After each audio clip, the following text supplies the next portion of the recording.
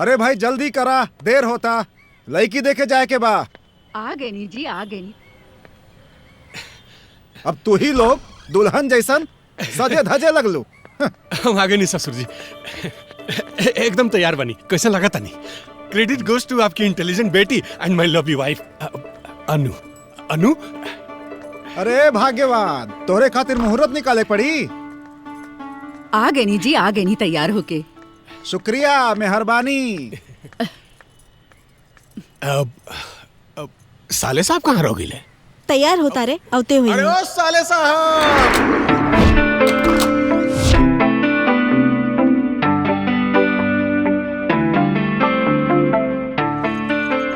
आ गईला का राजा बाबू खानी जचता नहीं रहुआ। व्हाट हैपेंड साले साहब? अरे हमनी के डेंटिंग पेंटिंग ककर रहुआ खातिर लड़की देखे जाता नहीं जा, और रहुआ ही ऑफिस बैग लटका क्या होता नहीं। सुनी, हमार भाई ना आपके जैसन बुद्धू नहीं खन। ये ऑफिस बैग में अपन होखे वाली पत्नी खातिर गिफ्ट पैक करा के ले जाता नहीं। अच्छा। हेलो दीदी, ये गिफ्ट बैग ना ऑफिस बैग है। और वैसे भी हमरा के शादी वादी में कोनो इंटरेस्ट नहीं के। हमार फोकस सिर्फ बिजनेस पर। का साले साहब कैसन मरद बाड़ा? अरे इंटरेस्ट नहीं है तो इंटरेस्ट जगावा। मतलब हनी है तो मनी है, बाकी सब चाय कम पानी है। हमरा के देखा एक साल में राजन, तोहरा की शादी करही के पड़ी। अरे मम्मी कब तक चूल्हा चौकी करके अपन हाथ जलाई? अब बस करा हमके जायदा। राजन बेटा, घर चलावे खातिर बिजनेस जरूरी होखेला, लेकिन जिंदगी चलावे खातिर घर वाली जरूरी होखेले, याद रखिया। आई नो पापा। ओके ठीक बा, तरवा लोग लड़की देख ली। और हाँ, कुंवर तो साथ जेबे करी। लड़की के मामले में वो एक्सपर्ट बा। अगर ऊ डन का दिलस तो हम बिया कर ले। ओके बाय। अरे भाई राजन, बाय। गजब ससुर जी, अगर बिना दुल्हा के हमनी के दुल्हन के घर जाइल जाई नु तो कहीं दुल्हन पार्टी वाला जुतिया के ना भगा दो। मतलब हमार मतलब कि देखी छोटको साले साहब निकल लौकत हैं। सुनी, हमार भाई आप जैसन लापरवाह नहीं खे। अरे वो तो हीरो बा हीरो, आप देख ले। वो टाइम पे एंट्री मारी। पंडित जी, आप घर परिवार आ बेटी के इतना तारीफ कैनी है कि हम सब डिसाइड कर ले बानी कि अब लड़की के फोटो और प्रोफाइल ना देखल जाए, सिर्फ सीधा उनकर दर्शन कैल जाए। तो कर ली दर्शन, हम आप लोग के सामने बानी।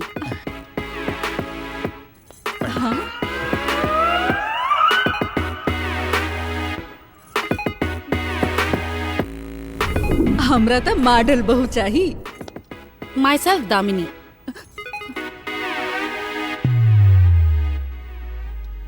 I'm a black belt in judo. नो मर भाभी, इतना इंट्रोडक्शन काफी बा। भाभी? बेटी, ये हमार छोटका बेटा बाड़े कुंवर। नमस्ते। हम जैसन सोचले रानी एकदम तू वैसने बाड़ू। हमके तो अपन बड़ के लड़का खातिर ऐसने बहू चाहत रहे। तू एकदम परफेक्ट बाड़ू। आप लोग हमरा के पसंद कर लेनी, इट्स माय प्लेजर। बाकी हमरा के जेकरा साथ पूरा जीवन बितावे के बा, वो आदमी ना आइलन। हमार भविष्यवाणी सच हो गई, ये गड़बड़ हो गई। देखा खैर कोनो बात ना। हमके उनकरा से जौन पूछे के रहे वो हम उनके छोट भाई कुंवर जी से ही पूछ लेता नहीं। आई तनी जा जा। अच्छा,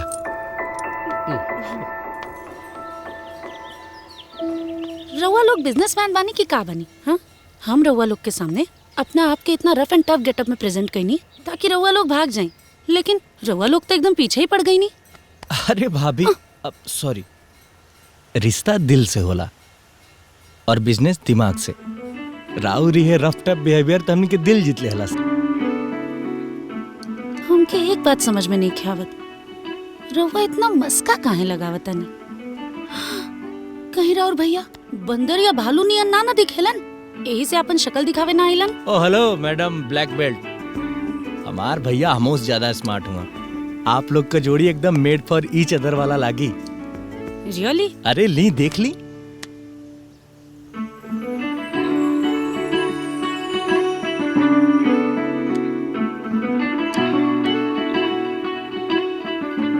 लेकिन एगो छोटी को डिफरेंस बा।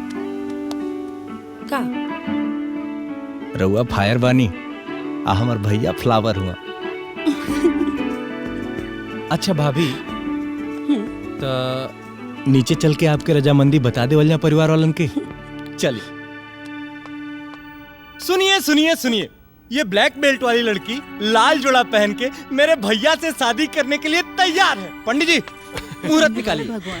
पंडित जी, तो इहे महीना में शादी के मुहूर्त निकाली। ई कैसे संभव बा समझे जी? हमारे एगो बेटी बिया, हमरो तो कुछ अरमान बा, और ये हम ठहरने अकेले आदमी इतना जल्दी कैसे तैयारी करब? अरे पापा जी, अब आप अकेले कहाँ बानी? हमने के बानी जाना, हमरा के अपन बेटा समझी। रउआ खाली कन्यादान करे के बाद बाकी सब व्यवस्था हम और भाभी मिलके कर लेवल जाई। का भाभी? हाँ, अरे हम तो कहत नहीं पंडित जी की मुहूर्त उहूर्त के जाए नहीं, सीधा शादी का मंत्र पर ना, मतलब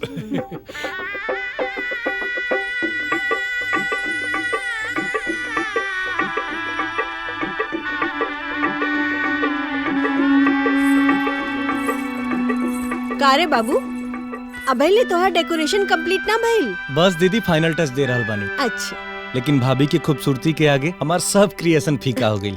ऐसन बा, अब तू अपन क्रिएशन बंद करा और अपना भैया भाभी की रिलेशन डेवलप होवे दा। चला भाग दीदी, तू जो ना यहाँ से।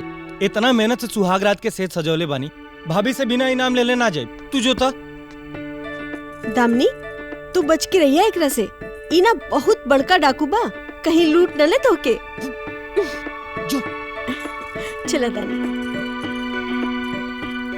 दीदी बहुत स्वीट बाड़ी। हम रउआ रउआ बहुत क्यूट बानी। कौन खिचड़ी पाका था देवर भाभी में? का भैया, यहाँ 12 व्यंजन परोसल बा तोरे बदे, तू खिचड़ी के खींच खाच करत रहा। अरे भाई, जब तू यहाँ से जइबा ना तब न टेस्ट करब 12 व्यंजन। आई थिंक आप मुझे यहाँ से भगाना चाहते हैं। रिमेम्बर ब्रो, भाभी को हम ही ने पसंद किया है, शादी भी हम ही ने कराई है। हाँ। लेकिन सुहागरात हम ही मनाए। चला जा। सुन रही है ना भाभी? भैया तो ऐसे बोल रहे हैं जैसे हम कभी सुहागरात मनाएंगे ही नहीं। आपकी हो गई, अब हमारी ही बारी है। गुड नाइट, सॉरी गुड्डा गुड्डी नाइट। चला गुड नाइट। बदमाश।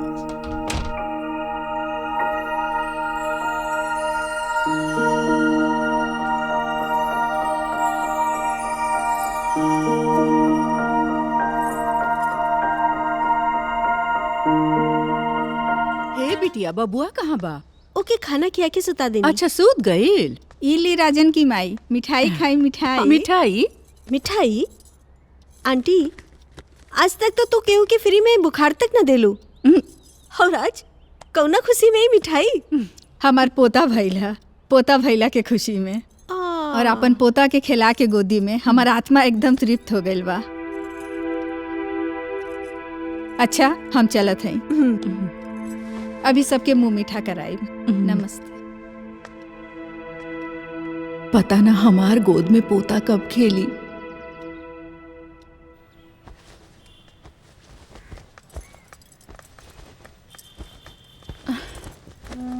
बहू, तू हमरा के कहिया धाम कराइबू, हम कहिया पोता खिलाइब। मम्मी, अब हम का बताएं? हम और राजन जी तो बहुत दिन से कोशिश करा तानी कि रउआ के पोता पोती के सुख नहीं, बाकी पता ना कहाँ है। बहू, अगर ऐसन बात बा त जाके चेकअप करा ले जा, सब ठीक हो जाई। हाँ दामनी, तू और राजन जाके अपना फैमिली डॉक्टर से एक बार सलाह ले ला लो।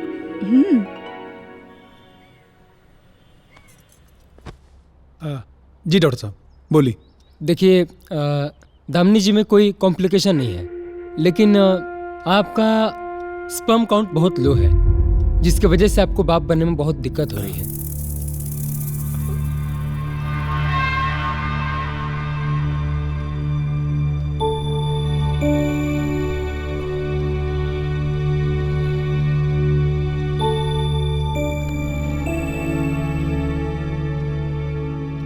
डॉक्टर साहब, क्या मैं कभी बाप नहीं बन सकता? नहीं नहीं, मेरे कहने का वो मतलब नहीं है। ये नेक्स्ट टू इम्पॉसिबल नहीं है। मैंने कुछ मेडिसिन लिख दिए हैं, भगवान ने चाहा तो आप बाप बन सकते हैं। Thank you doctor, thank you. All the best. जी।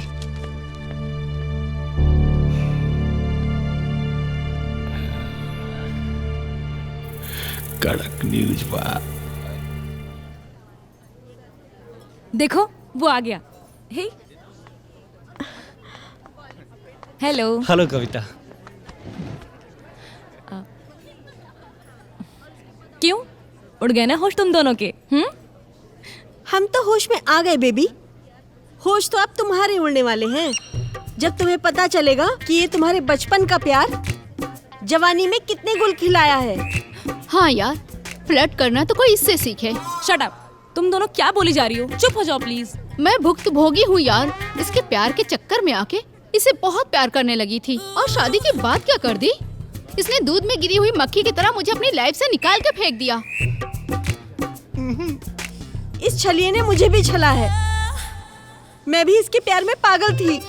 डिम्पल द्वारा जब मुझे पता चला कि ये धोखेबाज है, तब मैंने इसके कैरेक्टर को टेस्ट किया था, और ये मेरे टेस्ट में लोफर और कैरेक्टरलेस साबित हुआ था।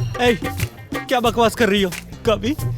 ये दोनों मुझे हासिल नहीं कर सकी, इसलिए मेरे तुम्हारे पीछे मिसअंडरस्टैंडिंग क्रिएट कर रही हैं, तुम्हें मेरे खिलाफ भड़का रही हैं।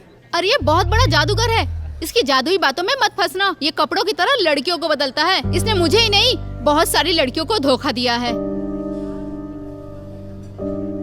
बचपन का प्यार भूल जा कविता, ये तुझे बच्चे की माँ बना के छोड़ देगा। नेवर। मैं वो वक्त कभी नहीं आने दूंगी। अफसोस तो इस बात का है कि मैंने इसे पहचानने में बहुत बड़ी गलती कर दी। बचपन में ये शेर और शायरी सुनाया करता था, लेकिन अब ये नई नई लड़कियों के साथ रोमांटिक सॉन्ग गाता है। दिस इज नॉट फेयर कवि, तुम ही मेरा पहला प्यार, तुम ही आखिरी हो। Shut up. एक्सक्यूज मत दो मुझे, और अपनी शक्ल मुझे कभी मत दिखाना। चलो यहाँ से। कभी कभी छोड़ो मुझे। छी, देवर जी, रहुआ ऐसा आदमी पानी हमरा के पता ना रहे। हम के रहुआ से बात नहीं के करेंगे। भाभी, हमके अपना गलती के एहसास हो गइल बा। I am sorry. अब दोबारा ऐसा कोनो हरकत ना करब ना। कबो ना।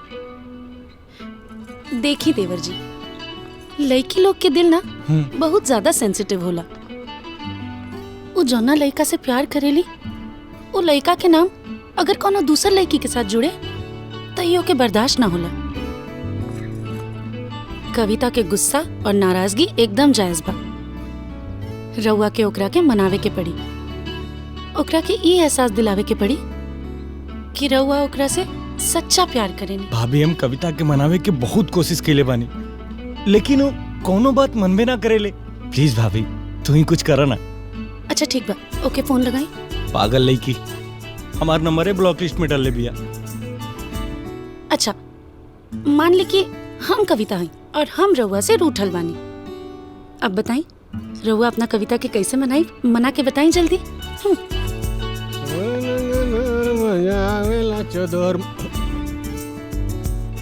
कम ऑन, मनाई।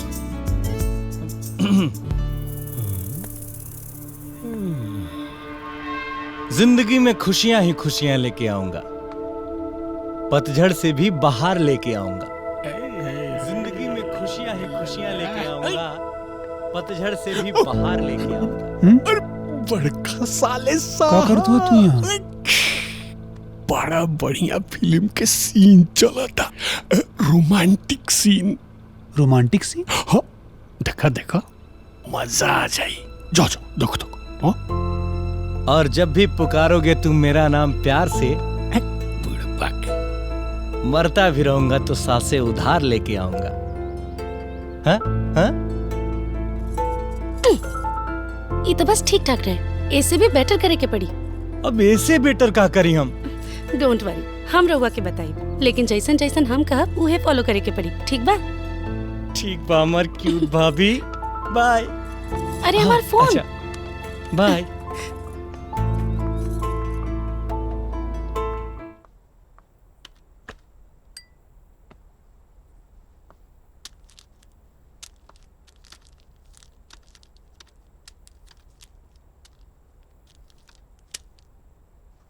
जायद आज दवाई खैले का मन ना।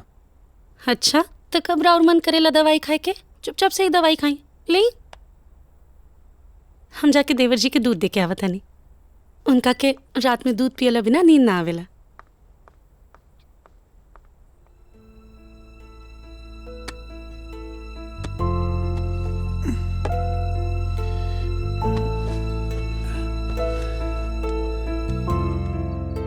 देवर जी का भाभी, हमनी के सेटिंग के बारे में कुछ सोचलू? अरे बाप रे बाप, इतना बेसब्री।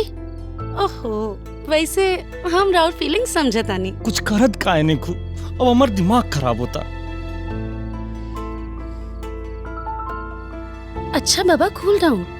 राउर तमन्ना पूरा करे के एगो बहुत सॉलिड आइडिया हमरा के मिल गई।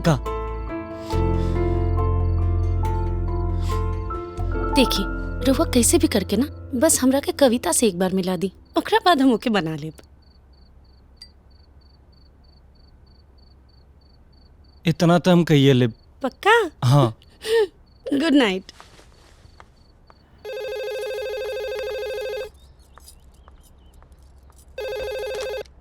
हेलो।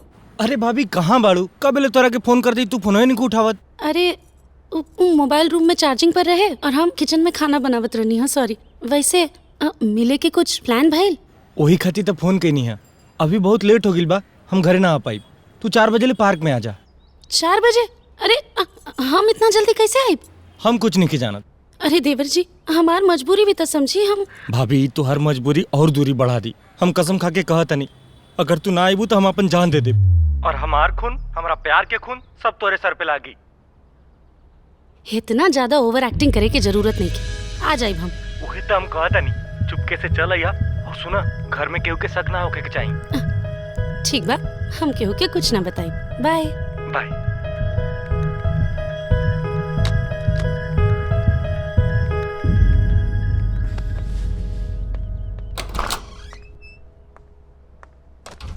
मम्मी जी, हम बाहर जा। अरे रउआ घरे आ गई नी? आज ऑफिस से जल्दी छुट्टी ले लेनी का? काहे? लागत बा घर पे हमार जल्दी आइल तो क्या अच्छा ना लगल? ऐसन काहे कहता नी? हमेशा जब रउआ जल्दी घर आवे नी तो फोन कर देवे नी, यही से पूछत रहनी। हाँ, लेकिन कबो कबो घर पे बिना मैसेज और फोन कैले बिना भी आ जाके चाहिए। माहौल का पता चला। मतलब? कुछ ना, छोड़ा। अच्छा सुना, एगो बहुत अच्छी फिल्म लगल बा, तैयार है बाड़ू तू? चला चल के देखल जा। ना ना ना, एक्चुअली हमके ना शॉपिंग करे जाए के बा। बहुत जरूरी सामान लेवे के बा, तो हम शॉपिंग करे जाता नहीं। अच्छा मार्केट? हाँ तो ठीक बा, चला हमू साथे चलता नहीं। चला। अरे काहे? रउआ ऑफिस से थक के आइल बानी तो रउआ आराम करी ना, हम बस 1 घंटा में वापस आ जाइब। ठीक बा, हम ठीक है, अकेले जाके फिल्म देख ले। ठीक है, चला। देवर जी के चक्कर में इनकरा से झूठ बोले के पड़ल। अरे भाभी आ गेलू? हाँ, अरे रउआ के पता बा, घर पे आज राजन जी जल्दी आ गेल रहे और हमरा के सिनेमा लेके जाए के कहत रहे। हम कैसे कैसे टाल के आईनी है। अरे भाभी, भैया के ख्याल तो रोजे रखे लो, कबो कबो देवर के भी ख्याल रखल करा। ख्याल बात तब बिनु उनसे झूठ बोल के आईनी है। अरे भाभी तू बहुत क्यूट बाड़ू।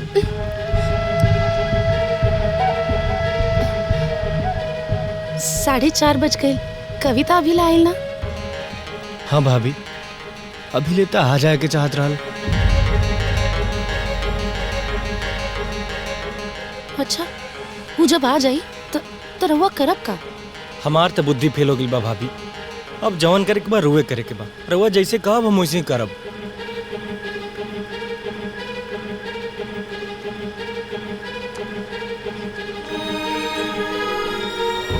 मुझे पता है कि मैंने पास्ट में बहुत गलती की है,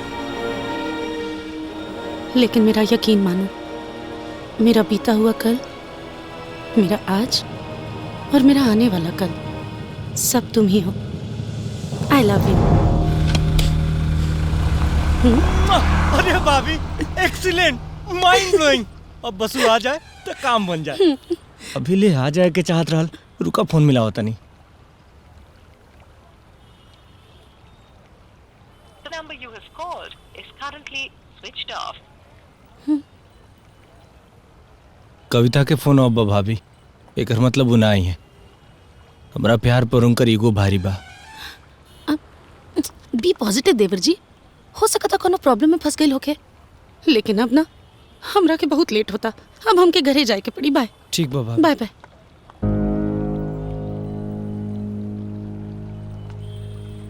इतना हाथ कर दिया लस। अबे एडी टेडी के सही कर दे। मैं और भाभी वहाँ पागलों की तरह पार्क में तुम्हारा इंतजार कर रहे थे और तुम यहाँ ठूस रही हो। बुक्कड़ करके। लो। Stop it! Behave yourself. Shut up! Behave का मतलब पता है तुमको? जो बड़ों की रिस्पेक्ट नहीं कर सकता, रिश्तों की वैल्यू नहीं कर सकता, वो किसी के प्यार के काबिल हो ही नहीं सकता। अगर तुम मेरा डिसरिस्पेक्ट की होती तो मैं तुम्हें माफ कर देता, लेकिन तुमने माँ समान मेरी भाभी का अपमान किया है। मैं तुम्हें कभी माफ नहीं करूंगा। तू मेरी जिद नहीं, जिंदगी थी, रब थी, सब थी। तू ही मेरी बंदगी थी। बन के जालिम सब तूने बर्बाद कर दिया। तू भी क्या याद रखेगी? जा, तुझे आजाद कर दिया। Go to hell.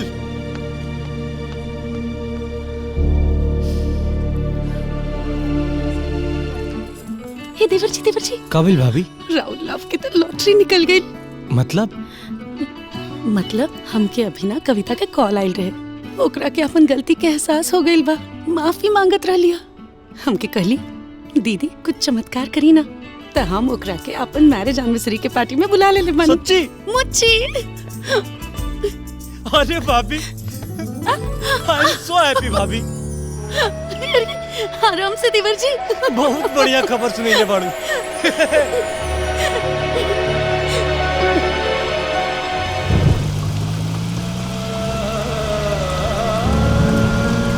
और रह गई बात हमरा माई बने के सपना के, तो हमार सपना जरूर पूरा हुई। सॉरी, वो बात तो हम आपके नहीं बता सकत, काहे से कि वो हमरा और कुंवर जी के बीच के सीक्रेट है। अरे बाप रे बाप, इतना बेसब्री।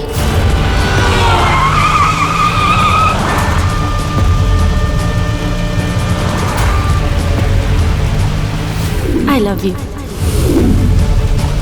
I love you. I love you.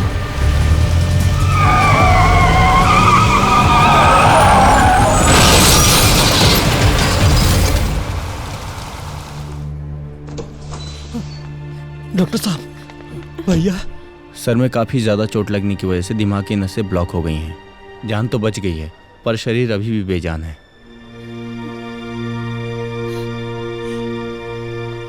आपके भाई कोमा में चले गए हैं। दामिनी, भाभी भाभी बिठाओ उनके। दामिनी, बैठी। भाभी बैठी। Doctor, doctor. भाभी क्या हुआ? हटी हटी। डॉक्टर देखी ना। स्ट्रेचर लाओ।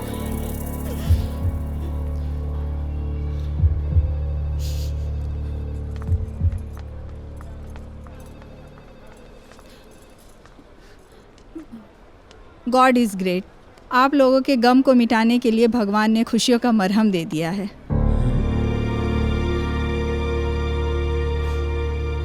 She is pregnant.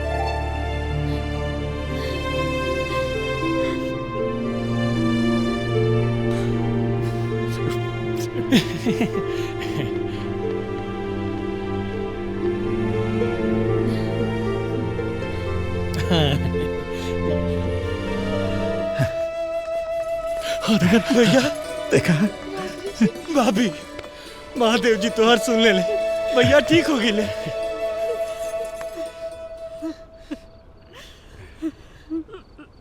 ये कबा हम रुआ के कले रहनी ना कि हमने केहू के कुछ बिगड़नी ना। भगवान हमनी के साथ सब अच्छा करी। देखिए हो गई चमत्कार। रउआ बाप बने वाला बानी। कितना बेवकूफ बनेबू। तोहरा के याद बाना कि डॉक्टर का कहले रहा कि हम कहो बाप ना बन सकीला। फिर तोरे कोख में ई पाप के कर है। भैया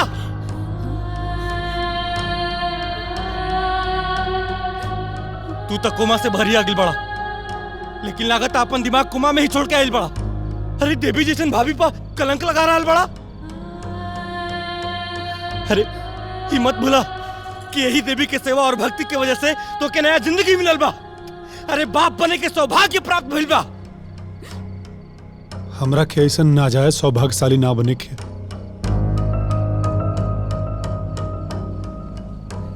ई पेट में तोरे पाप है ना। भैया चुप चुप, एकदम चुप।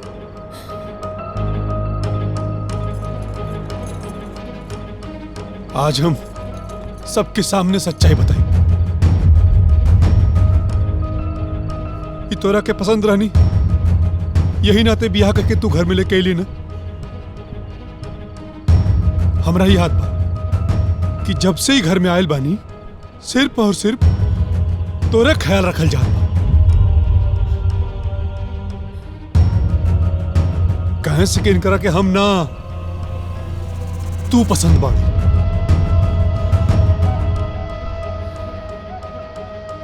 अरे तू सब तो हद कर देला। खून का आंसू पिए ले। घरे के बाहर निकल के पार्क में भी रासलीला मनौले हुआ तू लोग। अगर यकीन ना हो तो जीजा से पूछ लो। हाँ अरे साले साहब का अंगूर खा गए लंगूर। हम तरह के कितना बार समझौनी, अब पछतैला से का फायदा है कि लैला मजनू के ऊपर तनी नजर रखा है, कुछ कार्रवाई करा। लेकिन तू तो कुछ ना ध्यान डाला, तब भुगता। ओह तय महाभारत के असली शकुनी तू बड़ा जीजा। बतावा का देख ले रहा है? का भइल रहा हमने के बीच में? कौन ची के आगा कैले रहा? हमरा भैया के दिमाग में शक के सोई तू ही गोपले पड़ा। हम अपना भाभी के माँ ही मारीला। हमरा मतारी पर क्यों कीचड़ उछाली ना तब फाड़ दे। का करबे? का करबे? मरबे? मरबे हमरा के? हैं? अरे हाँ, तू तो करे खातिर कुछ भी कर सकेले। मार भी सकेले हमरा के। मार। बाजी समझा ही क्या के? राजन, तू जेकरा पर भरोसा करत आड़ा ना, वो तोहरा पीछे तोहार सब बिजनेस के ठप कर देले रहे। वो तो कुंवर रहे कि सब बिजनेस के वापस ट्रैक पर ले आई। ऐसन भाई पर शक कर रहा बड़ा। आपन अकल के इस्तेमाल करा। अकल बा हमरे पास, अकल बा हमरे पास। अब हमरा के क्यों ना समझाई, बुझला?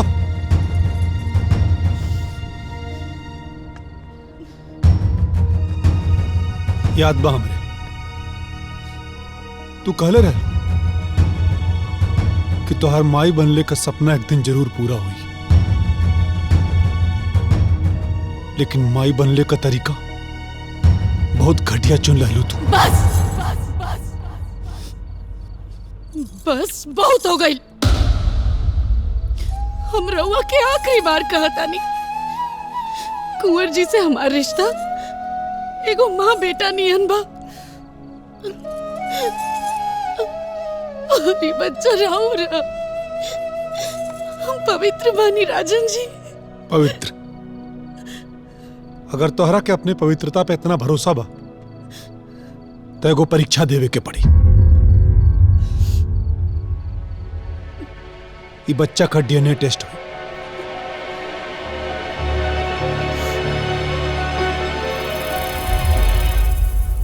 तो ठीक बा,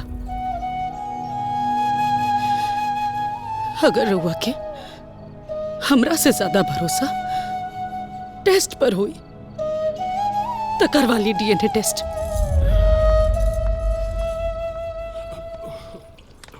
जीजा, अन्नू, का मम्मी, का भइल बेटा? डीएनए टेस्ट का रिपोर्ट आ गइल बा।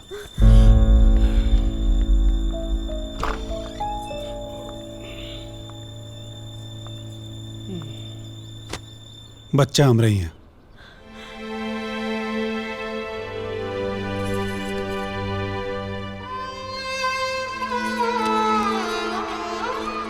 तब मिल गई हमार कैरेक्टर सर्टिफिकेट। हो गई एगो कागज के टुकड़ा पे भरोसा। हाँ तो एगो कागज के टुकड़ा हमरा पास भी बा। ले साइन करिए पर।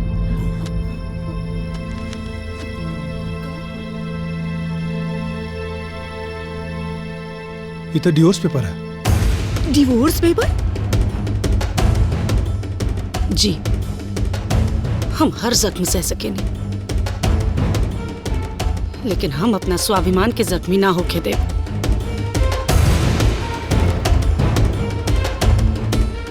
हमेशा हम सर उठा के जियले बानी, और अगर यहाँ एक दिन भी और रह तो अपना नजर में ही गिर जाए। अब से हमनी के बीच कोनो रिश्ता नहीं खे। हम हमेशा खातिर घर छोड़कर जा रहे हैं। दामिनी, घर छोड़ के मत जा। हमसे बहुत बड़ी गलती हो गई, हमरा के माफ कर दो। हम अपन फैसला ले चुकल बानी। हम मानत ही कि हमसे बहुत बड़ी गलती भइल है दामिनी।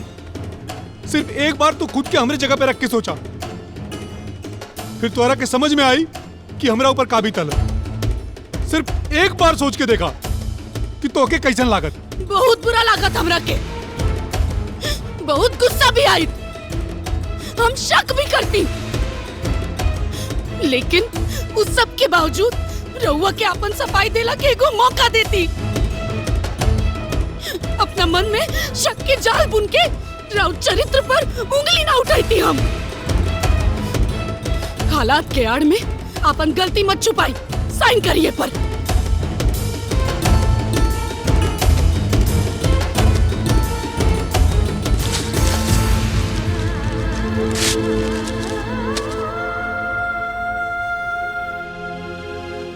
एगो कागज फाड़ देला से हमार फैसला ना बदली। ना मम्मी, जब यह घर में हमार चरित्र के नीलामी होत रहे तब केहू कुछ ना कहलस, तो आज भी केहू के कुछ भी बोले के अधिकार नहीं के। दामिनी, दामिनी, कुंवर, तू समझाओ उनके। वो तो हर बात जरूर मनिया। काहे मनिया? ताकि तू फिर देवर भाभी के रिश्ता पर लांछन लगा सका।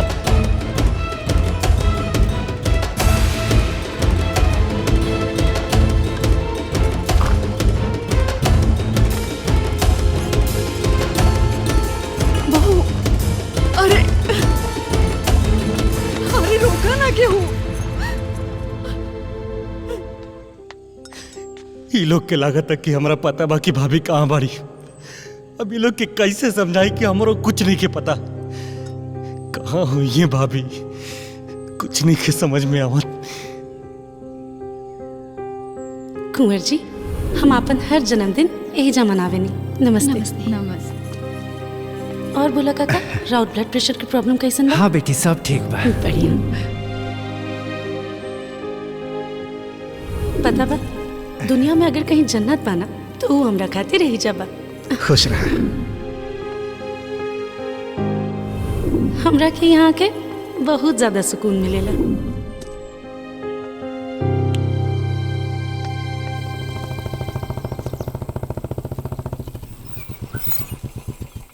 राम जी काका, कैसन बानी? हम तो ठीक बानी बाबुआ, लेकिन हम पहचान ना तोरा। दामिनी जी हमार भाभी है। आप कुंवर बाबू बानी? जी। कहाँ बाड़ी भाभी? आई आई आई आई, चलो आई। दामिनी, दामिनी बेटा, देखा तोरा से मिले के लोग आइल बा। अरे कुंवर जी, ये हमार भतीजा। अरे तू लोग ऐजा खड़ा बड़ा, बाहर बहुत काम बा। आवा जल्दी, आवा। हम तो चाचा। कुंवर चाचा हमार भतीजा। कुंवर जी रुआ कैसन बानी? हम रुआ से बात नहीं करत भाभी, रुआ हमरा के पराया कर देनी। हम रुआ के दर बदर भटक भटक खोजत रहनी। रुआ इतना नजदीक रहला के बाद भी एको बार हमरा से मिले की कोशिश ना कईनी। भाभी का अपन बच्चा भइला के बाद ए बच्चा से प्यार कम हो गई?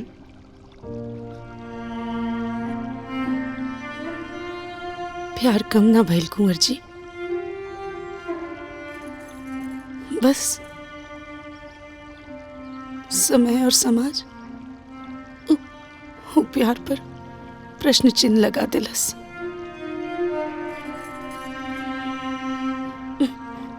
खैर छोड़ी सब।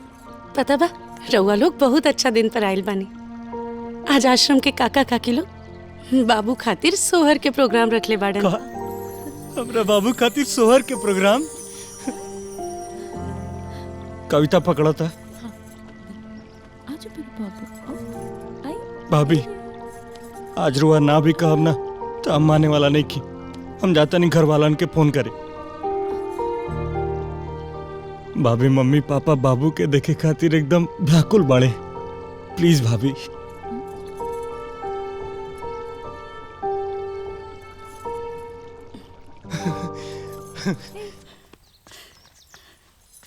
ए बहू, ई बच्चा ना हमनी की जिए के सहारा बा। आ तू हमनी के जिंदगी बाड़ू। चला ना घर, चला चला ना बहू। अभी है हमार घर है और यहाँ के लोग हमार परिवार। देखी ना जी। बेटी हम तोरा से हाथ जोड़ा तानी, राजन के माफ करता। माफ करे वाला हम के हैं? बाकी रउआ लोग से हमारे एक के बिनती बा, हमरा के बस अपना हाल पर छोड़ दी। दामिनी, बच्चा के तू हमरा से अलग ना कर सकेलू। शायद तू भुला तू कि बच्चा हमेशा अपने बाप के नाम से पहचानल जाला। लेकिन हमार बेटा अपना माई के नाम से जानल जाए। तू इतिहास ना बदल सकेलू दामिनी, तो के खुद के बदले के होई। जितना अधिकार बच्चा पे तोहार है उतना अधिकार हम रहू है। अधिकार? कौना अधिकार के बात करता नहीं रहुआ? हमरा बच्चा पर अधिकार जतावे के हक रहुआ वही दिन खो देनी जब डॉक्टर रहुआ के कहलस कि डीएनए टेस्ट करवला से कोख में पल रहल बच्चा के जान भी जा सकेला। लेकिन रउआ फिर भी अपना संतुष्टि खातिर जबरदस्ती डीएनए टेस्ट करौनी। अरे एगो बाप अपना बच्चा खातिर अपना जान के बाजी लगा देवेला, लेकिन रउआ अपन शक दूर करे खातिर हमरे बच्चा के जान के परवाह भी ना कईनी। लेकिन बच्चा तो सही सलामत है ना? अगर कोनो अनहोनी हो भी गई रहित ना तो भी रउआ के कोनो पछतावा न रहित। लेकिन हम अपना आप के कबो माफ न कर पाई थी। जीते जी मर जाती। आप जैसा लोग खातिर ना बच्चा खाली एगो मर्दानगी की निशानी होला, लेकिन एगो माँ खातिर होकर बच्चा होकर पूरा दुनिया होले।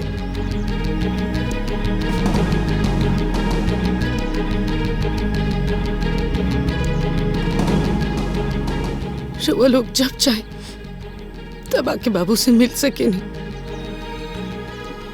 ये अधिकार हम रउआ लोग से कबो न छीना। दामिनी, दामिनी, तू समझा? भैया तू खुद से अपन सब रास्ता बंद कर ले बड़ा। अबे मन हम का बोली?